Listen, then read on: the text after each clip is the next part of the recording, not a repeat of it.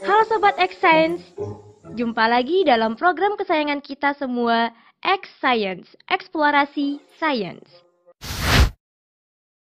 Nah, hari ini teman-teman kita mendapatkan tugas dari sekolah untuk membuat prakarya rantai makanan. Tugasnya adalah menempatkan pilihan hewan-hewan ke dalam kotak-kotak agar menjadi susunan rantai makanan yang tepat.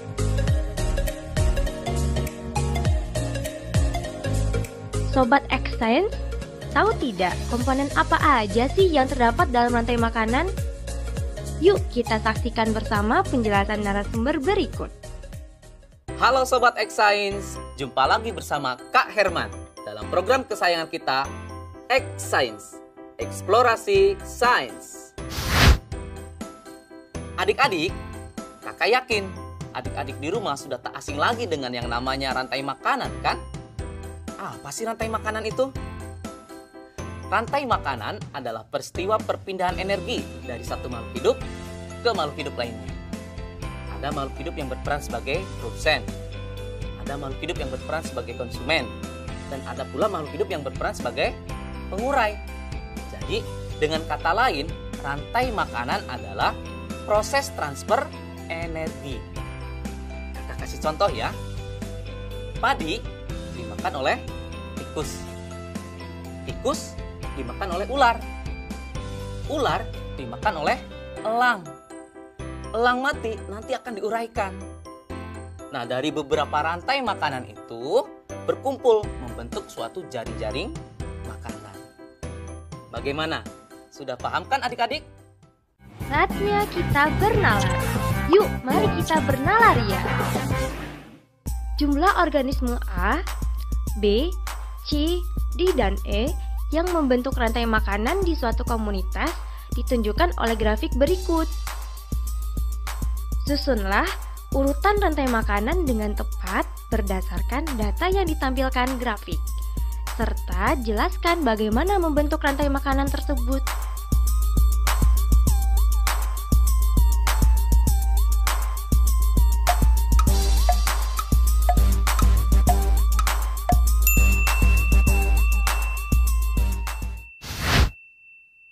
Sobat X Science, bagaimana? Bisakah kalian menjawabnya? Mari kita coba untuk menjawab pertanyaan tadi ya. Dalam keadaan seimbang, jumlah produsen tentunya harus paling banyak dibandingkan dengan yang lainnya. Kemudian diikuti oleh konsumen tingkat 1, konsumen tingkat 2, konsumen tingkat 3, dan seterusnya. Sehingga untuk menjawab pertanyaan tadi, urutan yang tepat untuk membentuk suatu rantai makanan adalah B, A, D, E, kemudian C. Jadi adik-adik sudah mengerti kan dengan apa yang namanya rantai makanan? Mari kita ulang kembali. Apa sih rantai makanan itu? Rantai makanan adalah peristiwa transfer energi dari satu makhluk hidup ke makhluk hidup lainnya dengan urutan tertentu. Dalam rantai makanan, ada makhluk hidup yang berperan sebagai produsen, ada pula yang berperan sebagai konsumen, dan ada yang berperan sebagai pengurai. Dengan demikian, rantai makanan sangat berpengaruh terhadap tatanan susunan makhluk hidup dalam suatu ekosistem.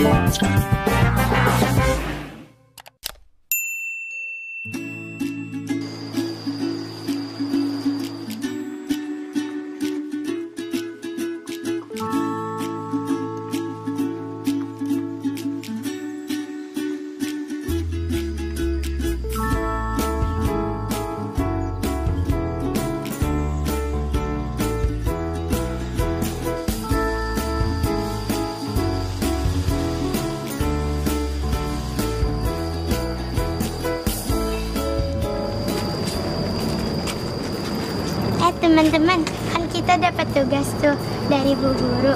Kita suruh nentuin konsumen sama produsen, kira-kira yang mana ya? Kalau produsen itu makanan rusak, itu rumput.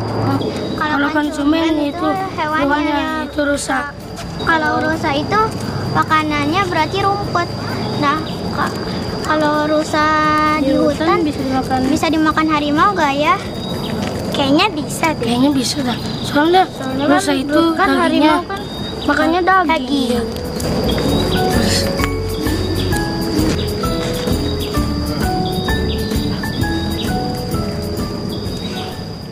Halo Sobat X Science, kembali bersama Kak Herman dalam program kesayangan kita, X Science, Eksplorasi Sains.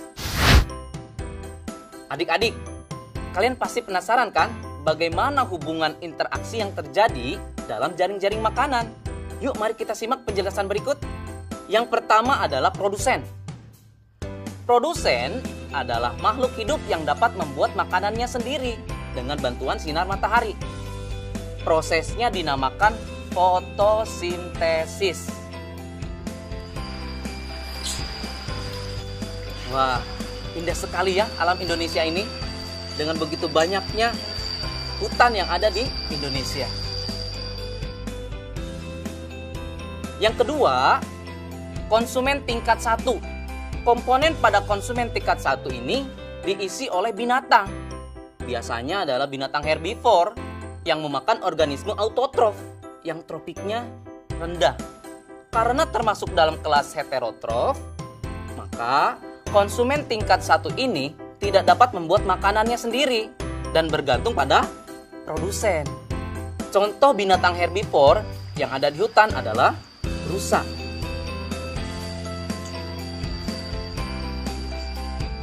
Yang ketiga, konsumen tingkat 2 atau tingkat berikutnya, yaitu adalah organisme yang menduduki tingkat tropik ketiga, disebut sebagai konsumen sekunder. Diduduki oleh hewan pemakan daging atau karnivora. Contoh dari organisme ini adalah serigala, harimau, ular, elang, dan masih banyak lagi. Posisi dari konsumen tingkat 2, tingkat 3, dan tingkat seterusnya bukanlah akhir dari jaring-jaring makanan. Sebab ketika nanti mati, tubuhnya akan diuraikan menjadi mikroorganisme yang akhirnya akan diserap oleh tanah. Yang terakhir, yaitu pengurai. Organisme ini bertugas menguraikan tubuh hewan yang sudah mati menjadi zat yang dibutuhkan oleh tanah. Fungsi dari komponen ini sangat berharga bagi kesuburan tanah. Proses rantai makanan akan berulang, di mana unsur yang telah diuraikan tersebut akan dimanfaatkan oleh tumbuhan untuk membuat makanan melalui proses fotosintesis. Contoh dari pengurai adalah jamur, bakteri, dan hewan kecil seperti cacing tanah atau belatung juga termasuk ke dalam pengurai. Saatnya kita bernalar. Yuk, mari kita bernalaria. Saatnya Sobat X-Science menjawab pertanyaan nalaria berikut. Fatir sedang mengerjakan soal pekerjaan rumah tentang rantai makanan dan jaring-jaring makanan. Berikut ini adalah bagan jaring-jaring makanan yang ditampilkan salah satu soalnya. Pada jaring-jaring makanan tersebut, berapakah jumlah organisme omnivora?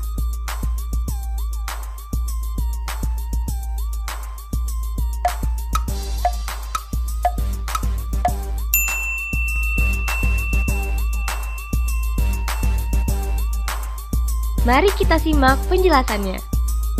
Jika dimulai dari produsen F, maka jumlah omnivora adalah 2, yaitu H dan L. Karena H memakan F dan G, L memakan F, H, dan M.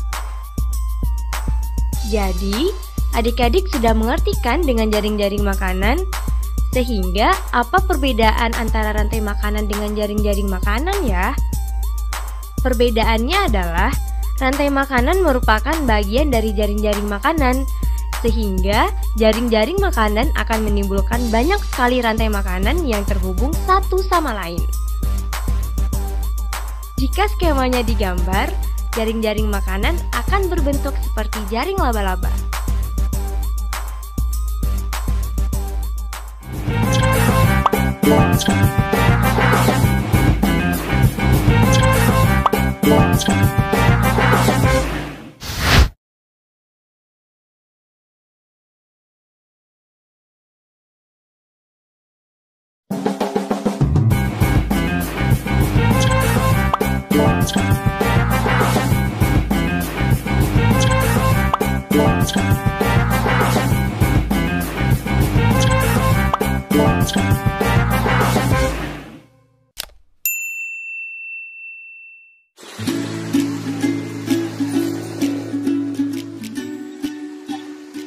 Halo Sobat Exsense, kali ini kita akan belajar tentang ekosistem dan mengetahui bagaimana hubungan makhluk hidup di dalam ekosistem.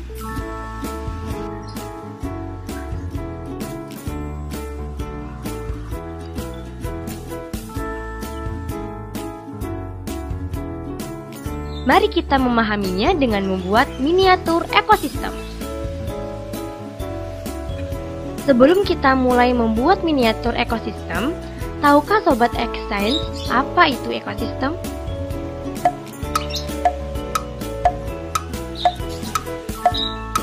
Baik, kakak akan jelaskan kepada sobat di rumah. Ekosistem adalah hubungan saling ketergantungan antara makhluk hidup dan lingkungannya.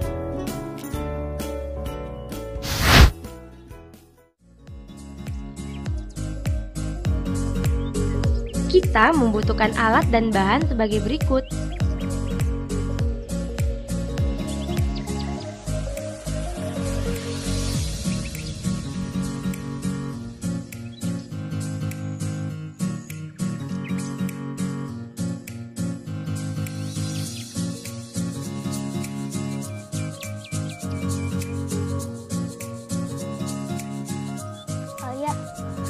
Ayo kita buat miniatur ekosistem hutan. Ayo. Kita ngapain dulu nih? Pertama, kita warnain sungainya dulu. Pertama, tentukan ekosistem yang ingin kita buat. Kemudian, susunlah sekreatif mungkin.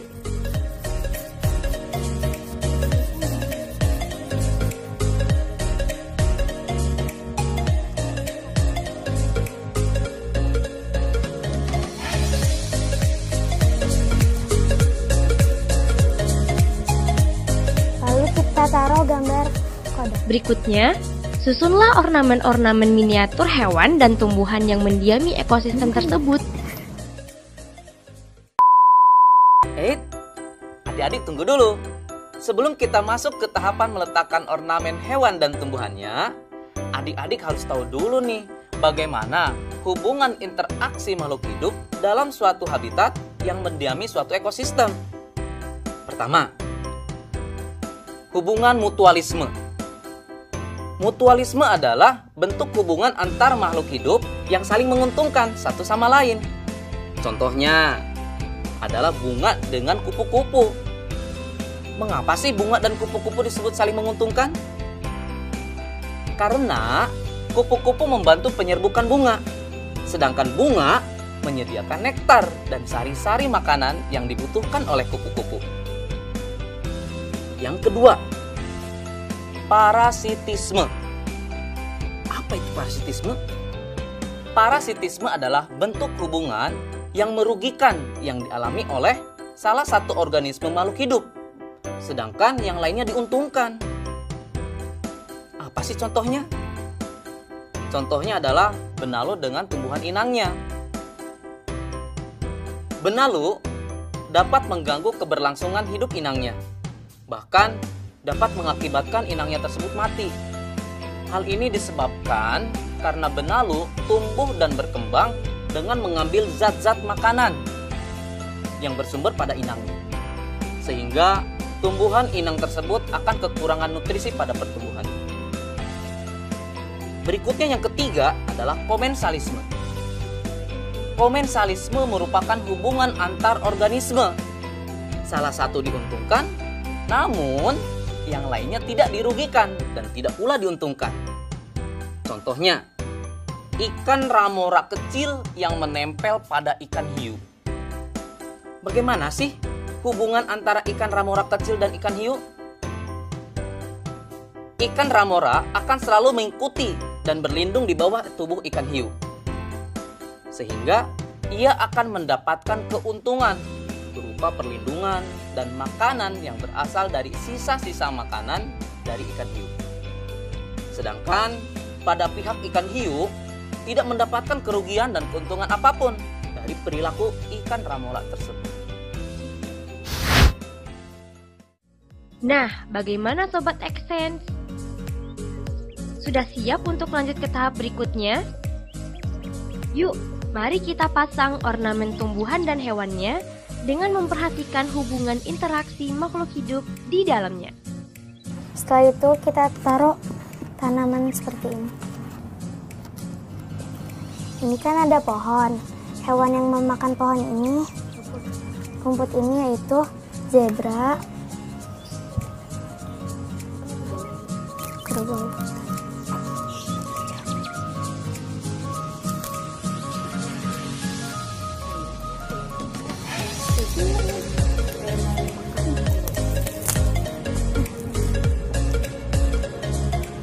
Setelah itu kita taruh background hutan.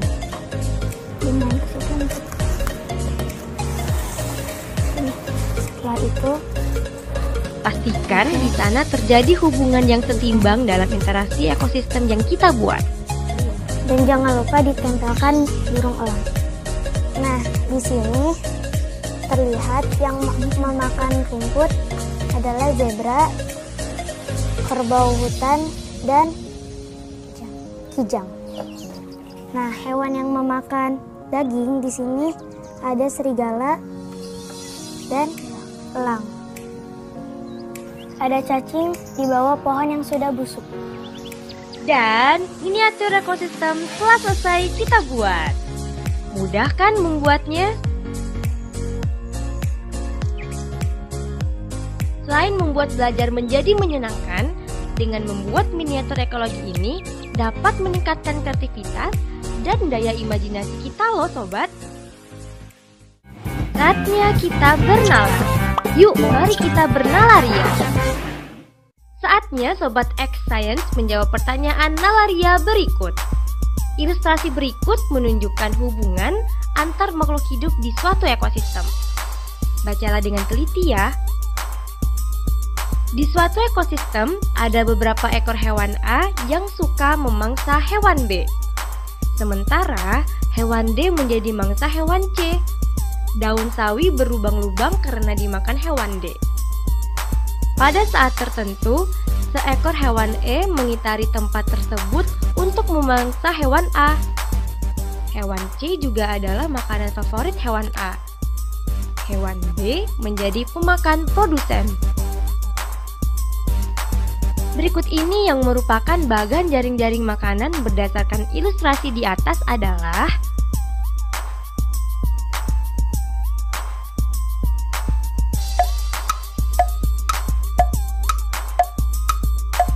apakah sudah ada yang bisa menjawab? Jawaban yang tepat adalah jawaban C. Karena soal ini perlu bernalar, maka kita harus mencari dahulu nih produsennya. Produsen di soal ini adalah daun sawi. Daun sawi dimakan oleh B dan D, sedangkan D dimakan oleh C. Kemudian pada soal dituliskan C dan B dimakan oleh A. Namun A bukan konsumen tingkat akhir karena A dimakan oleh E. Dari penjelasan tersebut, kita dapat mencocokkan jawaban dengan pilihan yang sesuai, yaitu pilihan C. Dan dapat disimpulkan terbentuklah jaring-jaring makanan dengan dua rantai makanan pada ekosistem tersebut. Gimana, mudah bukan belajar sains? Sampai jumpa pada eksplorasi sains berikutnya.